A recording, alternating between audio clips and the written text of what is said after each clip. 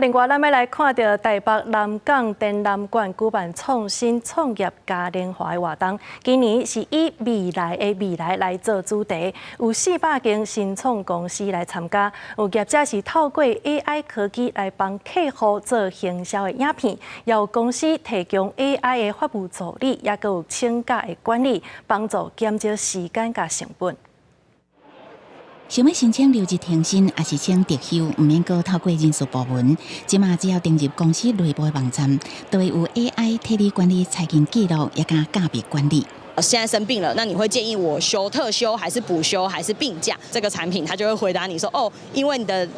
年资多久，所以我会建议你休全新的病假，然后这样子你拿的薪水会比较多。AI 除了会当替你解决人事问题，嘛会当解决企业合约管理的难题，甚至阁会当替你写合约，也加深阅合约的内容，了解合约可能有的风险，变作是每一间公司 AI 的法务助理。 有某一些可能，今天我们双方谈好的一些条件，在这里告诉 AI 是什么，那 AI 就会自动的帮我们去生成这样子的一个合约草稿。那法务就只要进去做微调跟修订就好了。因应 AI 应用流行，也有业者用 AI 科技替网络的开店客户提升购买效率，也甲订单转换率。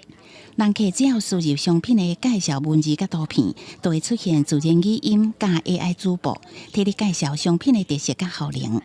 以前需要花1个月3个人力，总薪资至少要超过15万元，你才能做完一个产品的文案、图片、影片，甚至是一个网页介绍。现在已经浓缩到同样是1个月，但只需要一个刚毕业的大学生，再搭配我们的这套工具。 为了推广创新产业，当年拢会举办创新创业嘉年华活动。今年以未来的未来做主题，有400间新创公司参展，望透过国际交流，强化台湾新创生态圈。记者综合报道。